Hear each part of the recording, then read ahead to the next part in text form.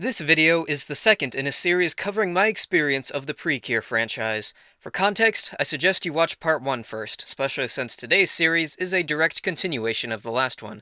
Futari wa Precure, Max Heart, is a direct sequel to the first series, and as far as I can tell is unusual in that it's only one of 2 Precure series that are direct sequels to previous series, and oh boy does its status as sequel show!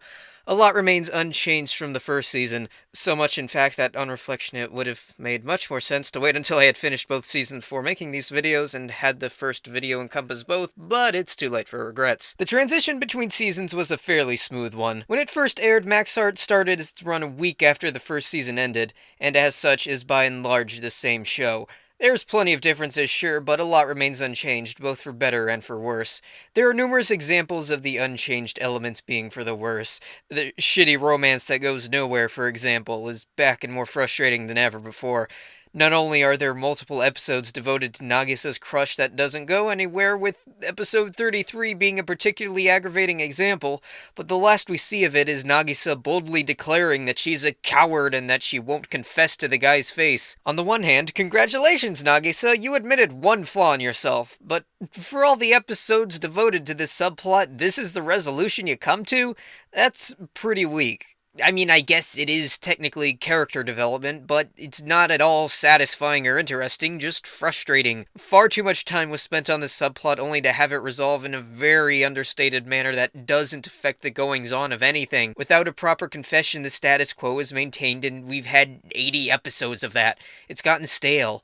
Having a proper love interest could have added some spice to the episode-by-episode formula, but no, they copped out and kept everything the same. Season 1's repetitive nature didn't go anywhere either. Episodes are still very formulaic, half slice-of-life fun times and half monster of the week brawls. The fights are still cool sometimes, and there again always ended when Precure whips out their giant laser attack. Indulge me for a minute while I compare this formulaic approach to another classical magical girl title, Sailor Moon! Like Precure, Sailor Moon also has a heavy focus on monster of the week battles, but Sailor Moon features a greater variety of methods for defeating the monsters. Thanks to its impressively sized cast, the sailors can throw boomerang tiaras, fire bubble tiaras, or just regular punches, and more. Additionally, they have a much greater variety of monsters to fight, all with weird, unique powers that make each new encounter interesting. Precure, in contrast, just go up against the same monster, Zakena, each time. The monster takes on various forms, but it boils down to the same thing every time, and it's always decided with a big laser. To be fair, this time they have various forms of the big laser, but that doesn't help alleviate the monotony.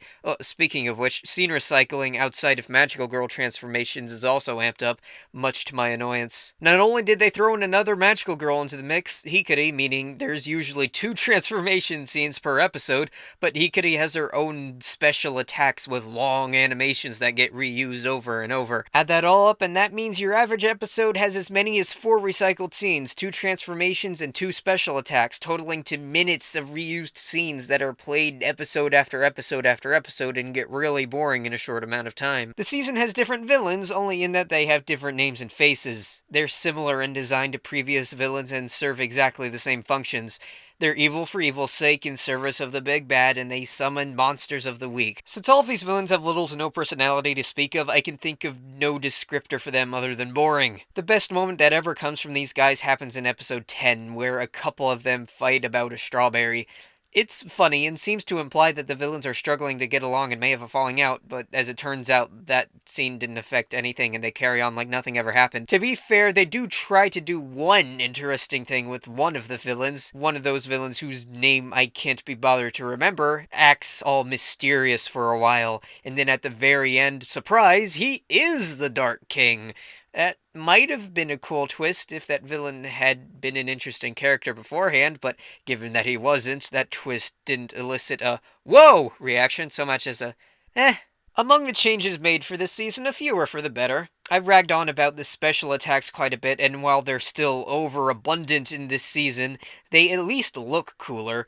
Nagisa and Honoka don't just fire the laser anymore, instead they have to whip back their arms and violently charge it, making the attack feel like it has greater impact. In fact, the transformation scenes feel like that too. Instead of them simply landing after transforming, Nagisa slams into the ground and has to crouch to absorb the shock, and Honoka has to do a cool backflip. Adding these bits of badassery made these scenes cooler and more easily rewatchable, so their constant reuse wasn't quite so insufferable. Special attacks weren't the only part of this to get a slight upgrade. The opening got minor upgrades all over the place that elevated it from being alright to pretty damn good. The opening this season is essentially the same as last season. I didn't bother bringing it up last video because it didn't seem worth mentioning, but with new animation and improved mix of the song, the action in the opening is cooler, faster paced, and more exciting. The instrumentation of the song retains the same base elements but adds enough flourishes to upgrade the fun factor.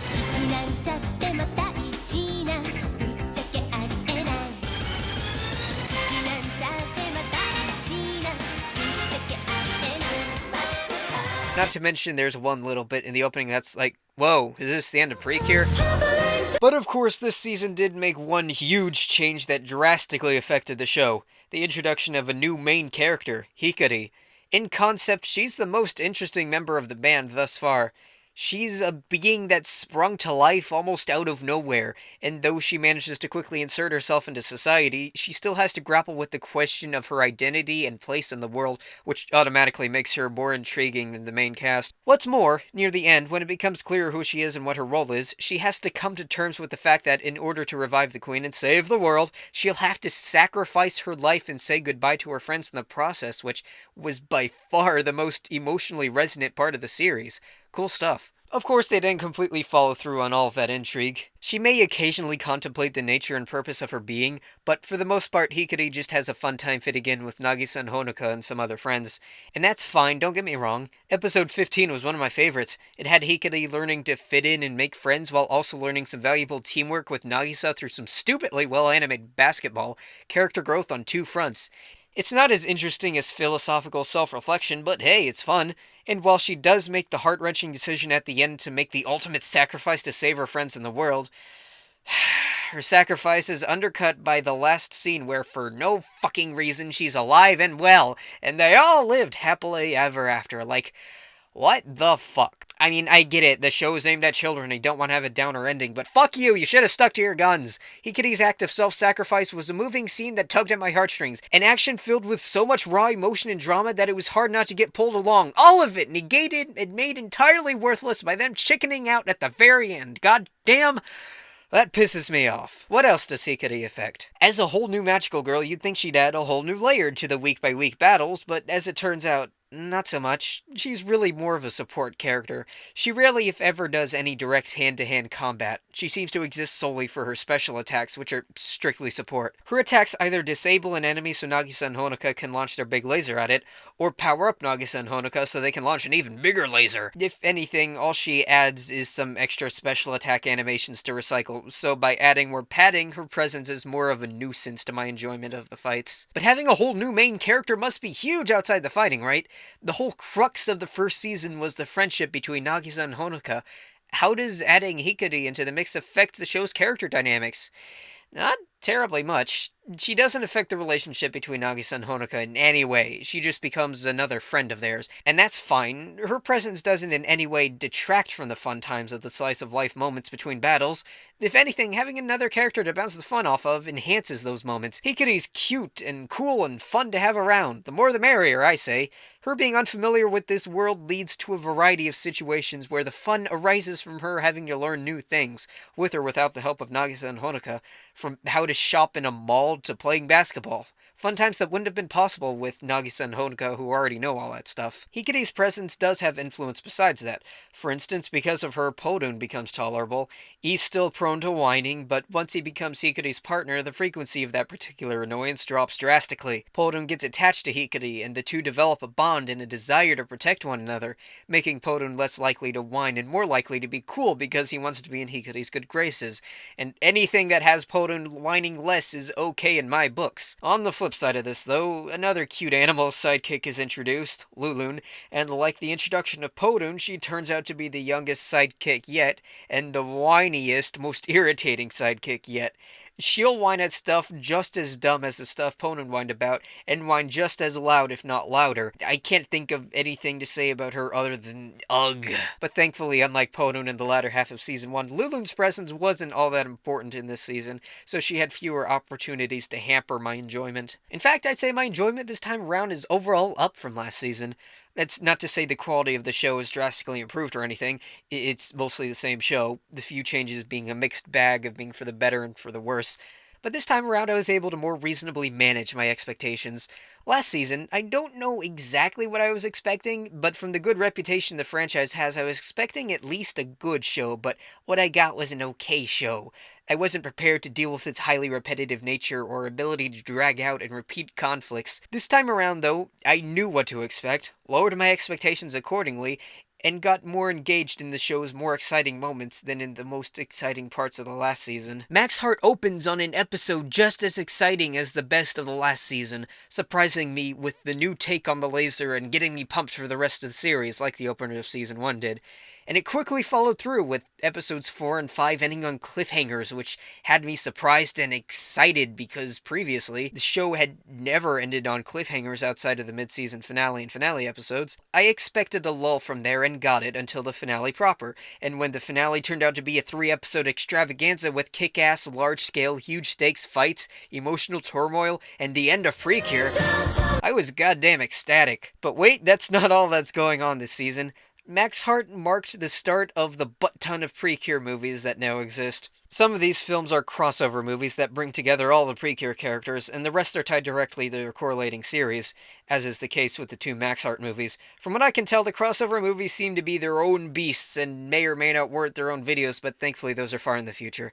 As for the 2 Max Heart movies, I don't think there's enough to talk about pertaining to them that would warrant their own videos, or even video, so I'll go over them now. The 2 Max Heart movies are basically long episodes with filler plotlines that don't affect the main series in any way. In other words, exactly what I expected them to be. But that's not a bad thing. They may be long episodes, but they do a good job at being that. The first movie is the more vanilla of the two. It introduces its new disposable cast, a new villain, forces some artificial tension with the new cast before a series of cool fights that resolves in the villain being defeated and the status quo being returned to. The disposable cast is never mentioned again, and nothing of consequence happened. The movie exclusive characters are the most egregious part of the movie. One of them is a Fujibi lookalike for no reason, and another one is a vain asshole who refuses to help Nagisa with the fight against the villain because he's a vain asshole, and his vain assholery causes a lot of problems early on that could have been avoided if he wasn't a vain fucking asshole. But to make up for that, this movie does have one or two of the coolest, most well-animated and exciting fights in the series thus far, so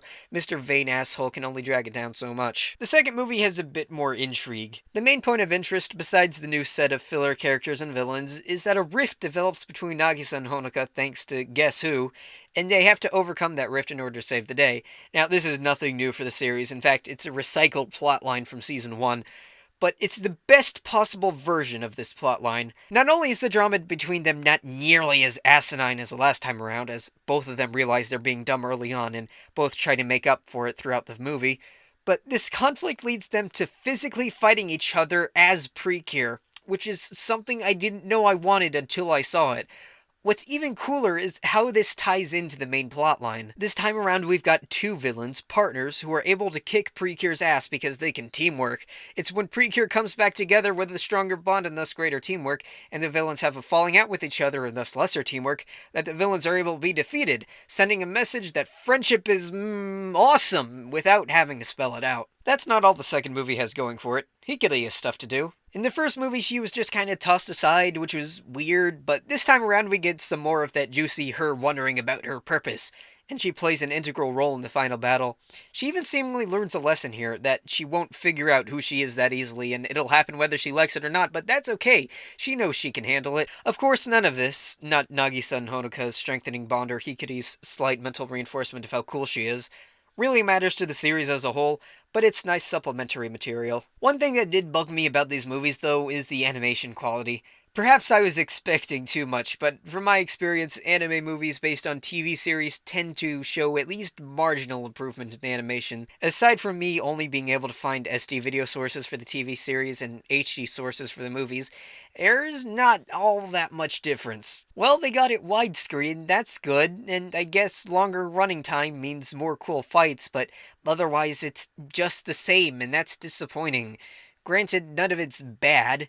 The TV series is fine to look at, so it follows that the movies would be too, and they are, but still, I can't help but feel like this was a missed opportunity. But aside from that, the movies are a good complement to the series, and Max Heart is a good complement to its predecessor. If you enjoyed Futari wa Precure, I can think of little that would hold you back from liking Max Heart. Of course, the latter series' problems persist into this series, so if, like me, those problems bothered you, then they won't stop bothering you now. But hey, if you go in with the right mindset like I did, you just might find yourself having fun. And that is Futari wa Purikyu.